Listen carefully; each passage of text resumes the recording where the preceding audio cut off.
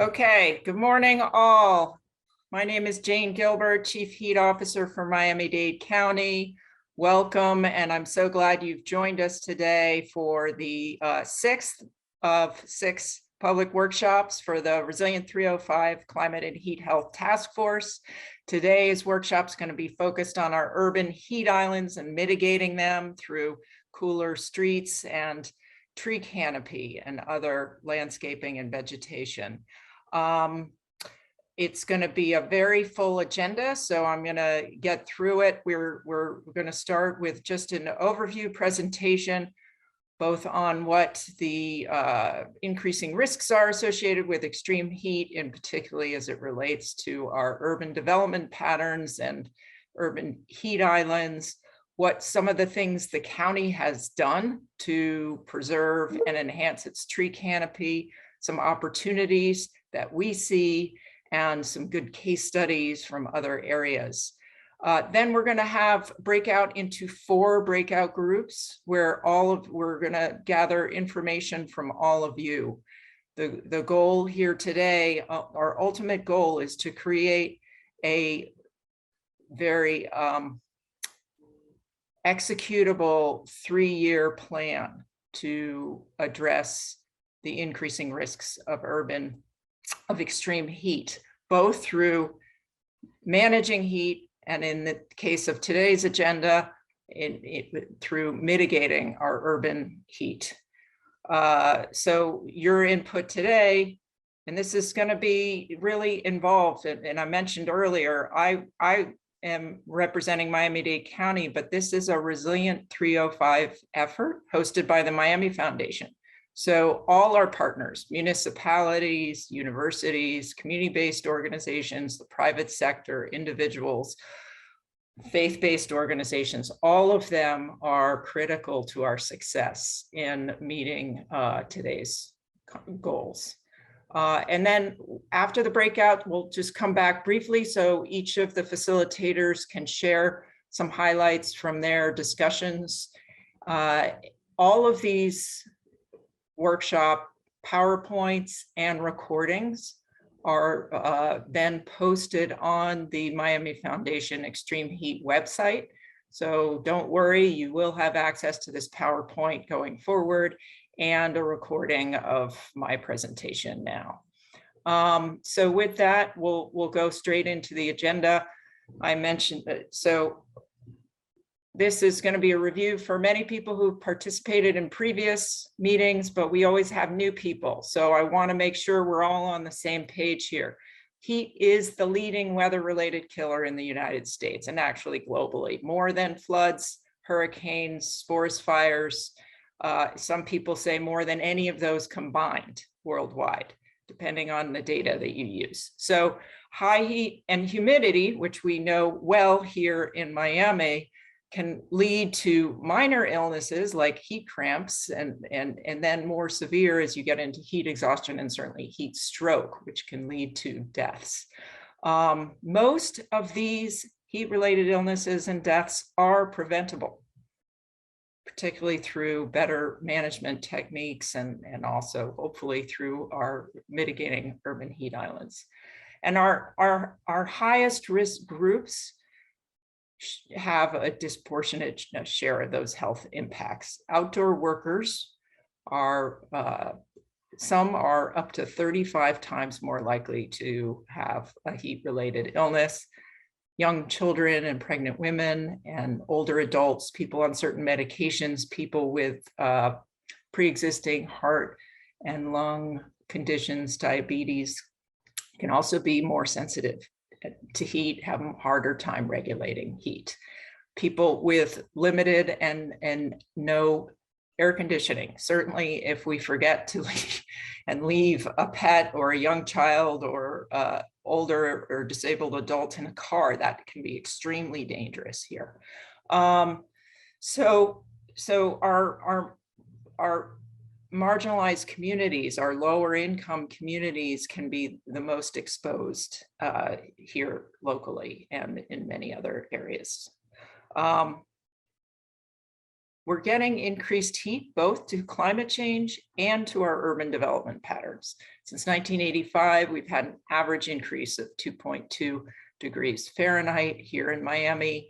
And we've had a dramatic increase historically in our degrees over 90 degrees, heat index over 90 degrees, 77 more since 1970. And so we now have 154. And now the big increases we're going to see are for heat indexes over 100 and heat indexes over 105, which get us to much more, a larger population at risk. Really, any of us are at risk with a heat index of 90 or above, but those who are exerting a lot of energy and very exposed to that heat over time can be more vulnerable. And then we get into really anyone with a prolonged exposure being at risk when you get up to 105.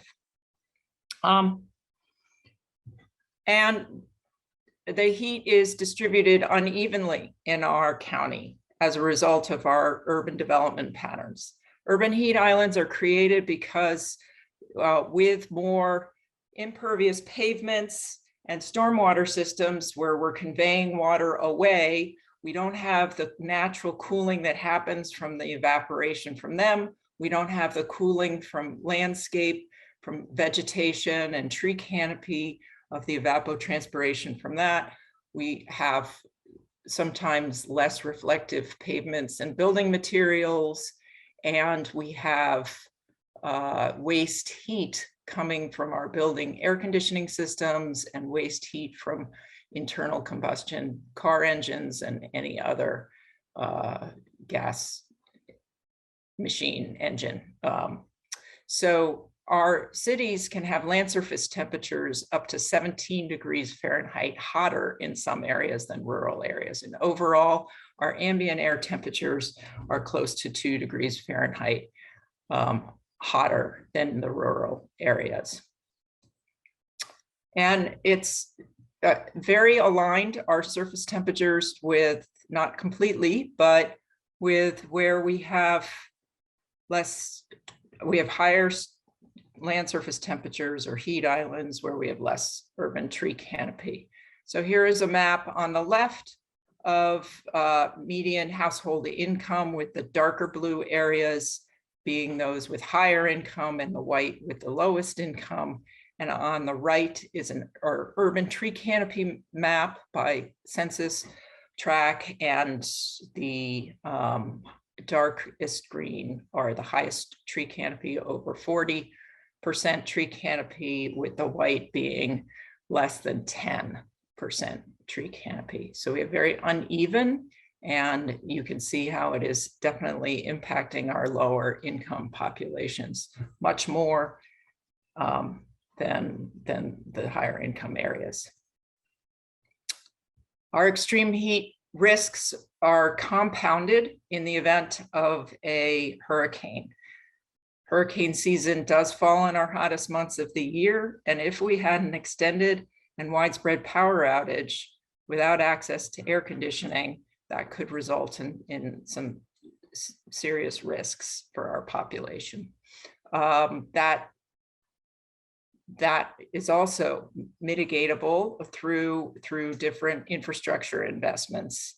For instance, the Florida state, after Hurricane Irma, did require that all nursing home and assisted living facilities have a backup generator with the capacity to provide cooling for 3 or 4 days in a common room.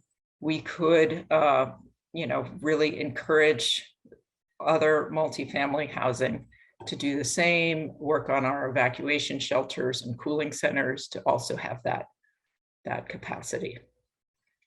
So some of the things on the tree canopy front, what has the county done? The county's actually been working on enhancing and preserving its tree canopy for decades.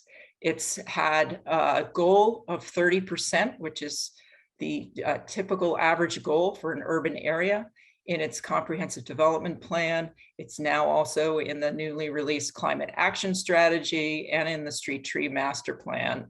to reach a 30% goal. We're now at 20.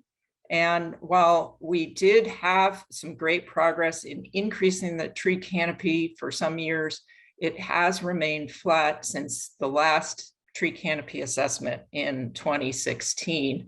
We did an update last year. The Parks Department did an update last year and found that it is still at 20%.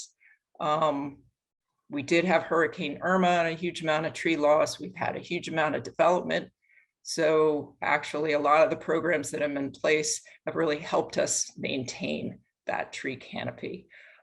We have the Miami-Dade County passed a updated landscape code to include Florida-friendly principles in 2009, and it includes requirements for how many trees, the type of trees, restrictions on the amount of palms, and the process for tree removal permits. However, those tree permits have been removal permits more limited by a recent law passed at the state level, where if a property owner receives a letter from an arborist saying a tree presents a risk to human safety or property, they can remove the tree without needing to pull a permit or pay a fee. So the parks, our Parks Department, Parks, Recreation, and Open Space manage our trees in the right-of-way. It's called RAM, right-of-way. I don't know what it stands for, RAM, but but anyway, they do a great job. They have had increased funding this year. They have a full inventory of their trees. They prioritize trees in areas where we do have lower tree canopy. They increased their budget to $1.5 million to maintain those trees. They encourage local growers and follow this street tree master plan to do that. And it has a vision of having green streets that connect to parks to encourage pedestrian and biking and active lifestyles and improved mobility. And these are goals that are both in the Resilient 305 strategy around developing a better bus network and improving our mobility patterns, as well as in the more recent Mayor's initiative of Thrive 305.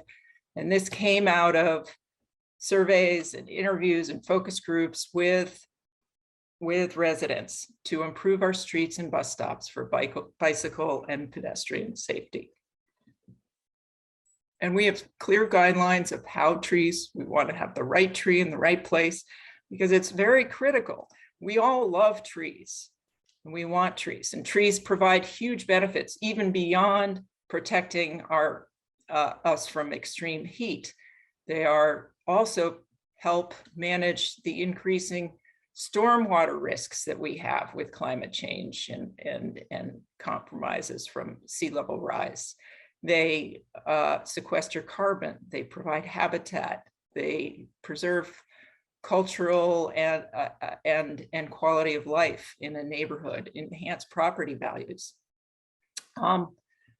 So we also have programs to incentivize and help private homeowners increase the trees on their property.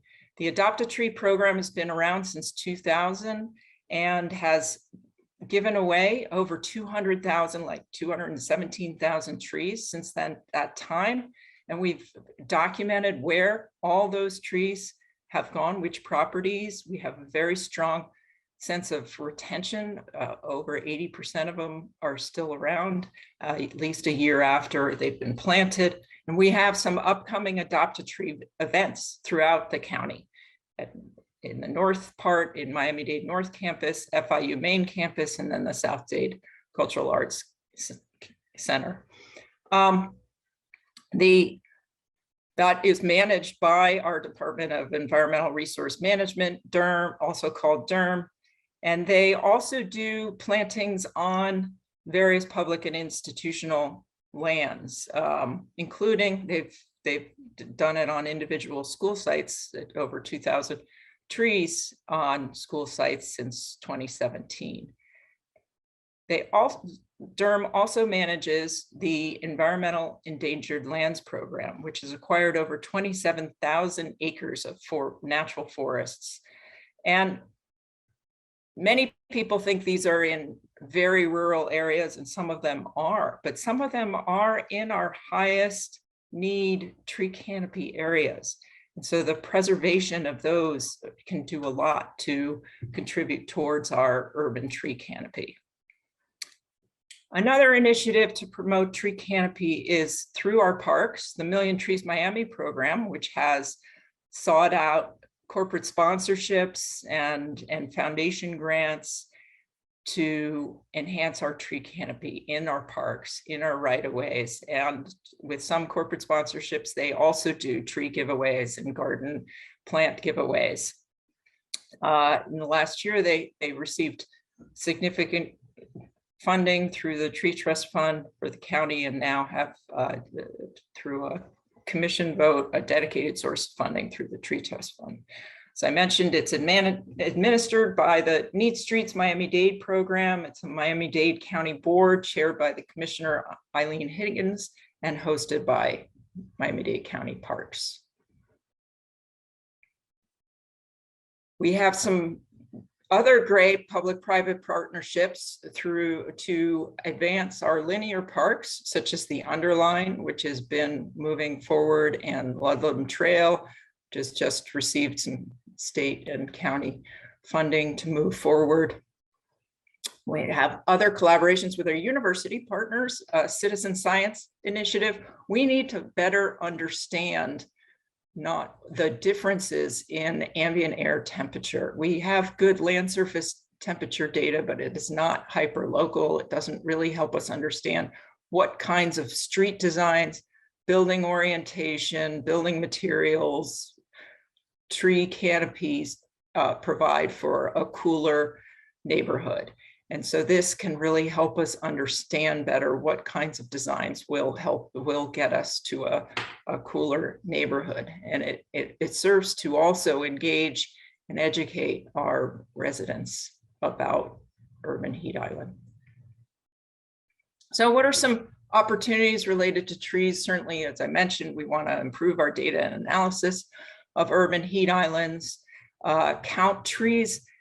Trees should be counted as critical infrastructure. We count everything down to park benches in terms of human-built infrastructure. And yet, given that trees help us with stormwater management, with mitigating urban heat, with making it more safe for pedestrians and bicyclists to move, we may want to think in the long term. It may be a long term, because I don't think it's been done by any municipality to count our trees as critical assets. We want to look at updating and aligning both our landscape and public works manuals. The Parks has an intern program called Fit to Lead. We've talked about doing neighborhood level outreach to promote and facilitate tree adoption. And this really came out of some discussions with a faith-based group recently, the People Acting Together for Miami-Dade, PACT Miami, that also became very concerned about our tree canopy. And so the idea would be added outreach in targeted neighborhoods that really need tree canopy, to have them both educate and identify properties where Adopt a Tree or Million Trees in Miami could plant additional trees. Broward has a program where they license all the tree trimmers. One of our key things is maintaining the existing tree canopy that we have. Existing tree canopy is providing much more current benefits than a newly planted tree. Could take 8 to 10 years before it's fully established and providing the benefits that we want them to provide. We can also look at increasing and improving our landscape regulation compliance for developers by hiring an arborist to review the site plans to make sure that they have the right tree in the right place. We can look at prioritizing acquisition of our environmentally endangered lands within these low canopy areas. We could identify tree planting potential in all county properties, but particularly within those low canopy areas, and potentially bring before the Board of Commissioners, a funding package to focus on planting trees on Dade County Public Schools and our EEL properties. Some of our municipal partners, Omar Leon is on, and he's part of our task force. He is Miami Beach's urban forester, and they have been a leader in putting forward some new guidance for public and private lands on the kinds of tree species they want to see that will offer all the resilience benefits that trees can provide, provided they're the right tree for that environment. Miami Beach has, saltier air, has more wind. You want to make sure you've got trees that are going to be able to withstand that, but also help with the increased flooding and thrive within limited spaces. So they've done a great job for planning citywide, but also providing for guidance street by street to provide unique character and wayfinding. So in the county, one of our opportunities is really shading our bus stops, keeping them cool. 80% right now have no shade. If we're going to encourage pedestrians and transit, we need to make sure there are plans through the implementation of the Better Bus Network to install 30 more shaded bus stops within the next year. So we're going to be working with our Department of Transportation and Public Works on selecting the sites for those shaded structures. And then we have a partnership with Cool Roadways partnership that we're a member of, that may help us pilot in our parks and certain areas in the right-of-way cool pavements that we would like to potentially use going forward to see how much they can both mitigate urban heat island, but also to see how they withstand in terms of maintenance. Los Angeles has done a very extensive set of pilots that's worth looking at through this Cool Roadways partnership, and that's something that the county is looking to do and monitor the impacts. This PowerPoint will be available so people can go back and take a look at more, but they've done a combination of cool pavements and tree planting in certain targeted areas. I just want to, before we get into our breakout groups, make people aware of a 3-day meeting that our collaborative group from our federal government, EPA, NOAA, CDC, are involved with, called the National Integrated Heat Health Information System. And they're having a national meeting 3 days in late April. I'll be on one panel, but there's all sorts of great speakers and information that if anyone is interested, it is free and open to the public. And so with that, I want to go over the breakout questions for you to think about. There are 4 questions.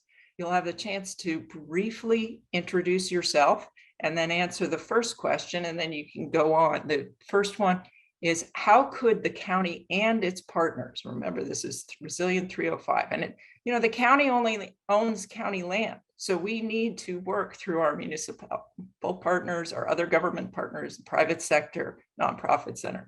So how do we create better engagement opportunities, and particularly in our efforts to cool down our most vulnerable neighborhoods, where it could be very challenging to plant some new trees?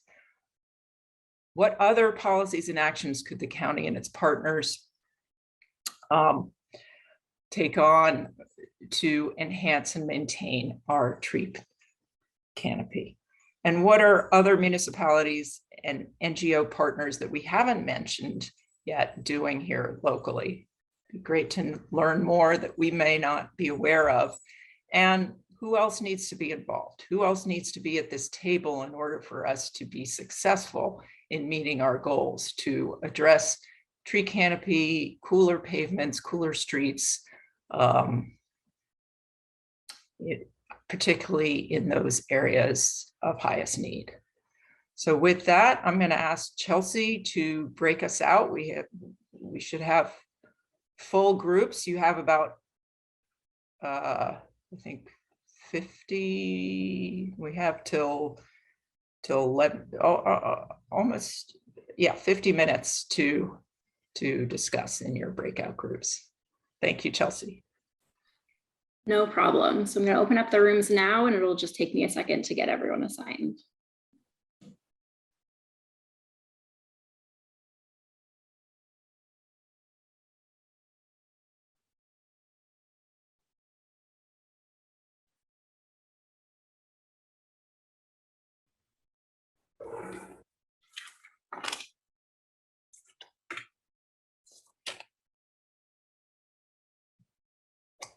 So, welcome back all. If your group was anything like mine, it's going to be very challenging to summarize all the great input that we had in our group today. So I'm going to do my best in the short amount of time and then turn it to each of our facilitators. We had such a robust and diverse set of group expertise in our group. So I really thank for all the input that we got. We talked a lot about the different groups that we can engage for better education of people at all levels, but particularly in the targeted neighborhoods that we want to hit. We including our Title I school coordinators who know those communities and have outreach through them, our complete streets design guidelines. I didn't mention in my presentation, but those are very good. We just need to look at policies to fully execute them and work with our engineers, our public works offices, not only within the county, but with our municipalities to look at how we can more consistently execute on those complete streets guidelines. And that you know, was mentioned that 80% of the tree canopy in our county is privately owned. It's critical that we look at our landscape codes and fully enforce our landscape codes so that we can enhance and protect and incentivize people.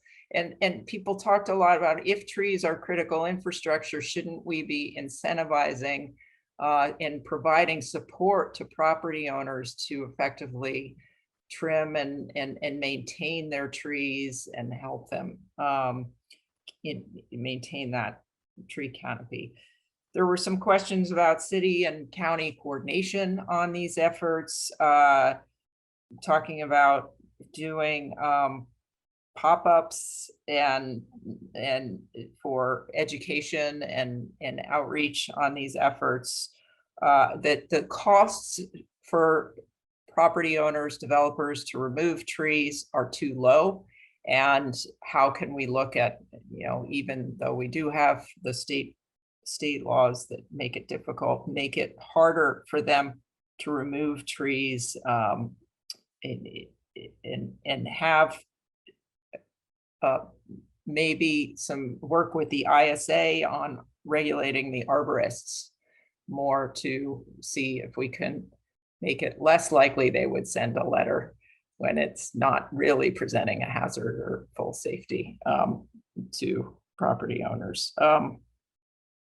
So we talked about the Safe Streets to Schools initiative, and that the Miami 21 task force for the city of Miami, looking at their zoning code, has some different things to share related to heat islands, reducing palms, incentivizing green roofs, incentivizing more water retention and tree canopy through, you know, only adding density where there are clear community benefits. That instead of just a complete streets, we should look at a countywide urban forestry guide so that it is more holistic in looking at urban forestry. That we should also look at highlighting case studies, business case studies, where, such as the Upper Buena Vista project, where a property owner made the choice to work around trees and a different land use choice, and actually, has succeeded very much in its project as a result of preserving that tree canopy. So highlighting those kind of business cases for people. Other people to engage are certainly the engineers, talked about a lot, both at the county and our municipalities, the developers, neighborhood associations, small business districts, schools, especially the Title I schools, Friends of Park groups, landlords. And one thought was to create some continuing education courses through the Florida Engineering Society. Needed to, big infrastructure project, the underlying need to make sure they're engaged in that is fully successful in what our goals are related to tree canopy. And another big infrastructure project is the downtown redevelopment of Government Center and the whole area with the courthouses. We need to make sure that is done in a thoughtful way. And with that, thank you. I'm going to turn it over to Galen, who was also one of our facilitators today.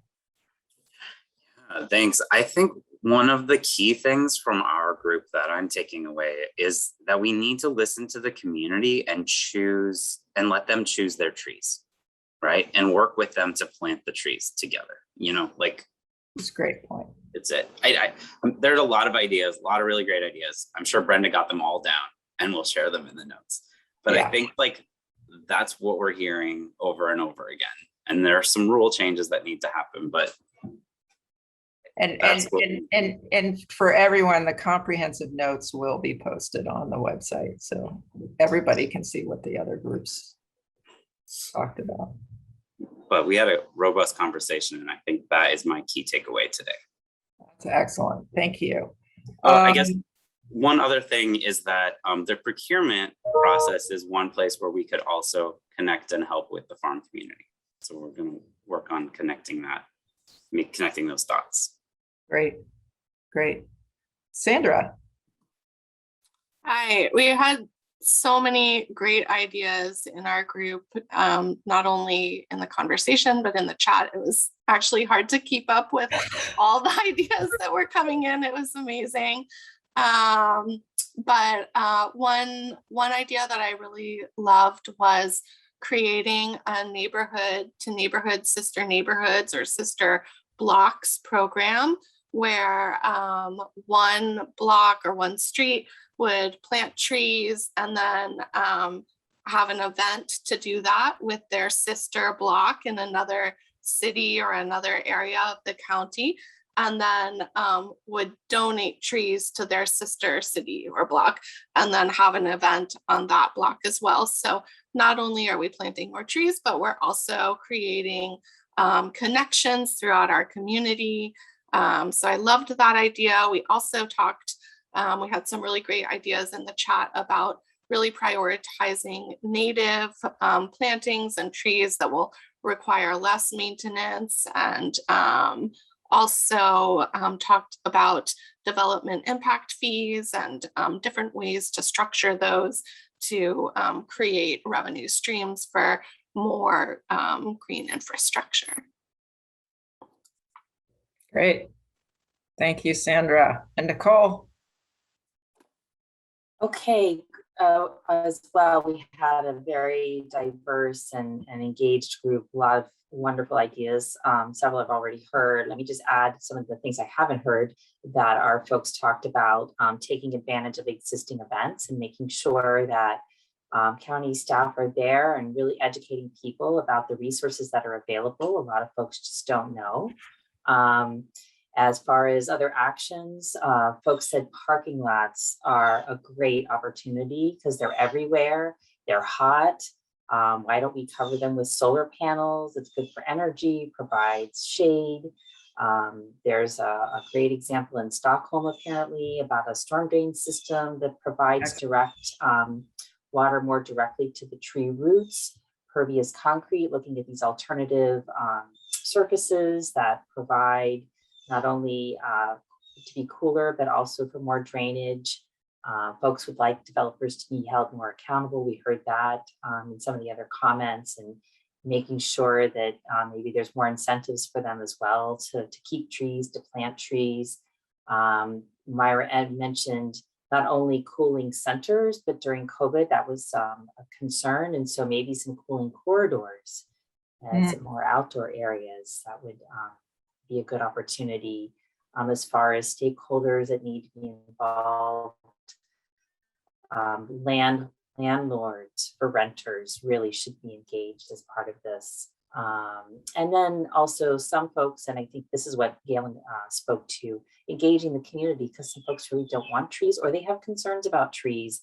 And maybe it's just a matter of really talking to them, listening to their concerns and educating them, and talking about, some of those concerns about safety or branches falling during storms, and even trees interfering with parking availability. So those are some of the great ideas that we heard. And we had someone from Fairchild Tropical Garden. They suggested they would be a great partner to be a part of all of this as well. And maybe even utilizing billboards for education. So great input from everyone. Thanks. That's awesome. And that makes me think of all of you who participated today are key stakeholders in our success, and we will be calling on you because the expertise, the reach, the connections, and the dedication that you all have is really going to be critical as we move this forward. So thank you again for participating. We will have probably by next week the PowerPoint and the notes fully up on the website, and you will get a note once that's up with the recording. So thank you again, and please reach out to resilience@miamifoundation.org if you have any further thoughts and suggestions today. Appreciate your time. Bye. Thanks, everyone. Bye. Thank you, everyone. Thank you. I thank you. Thank you, guys. All of you are really great. Bye. Bye. Thank you.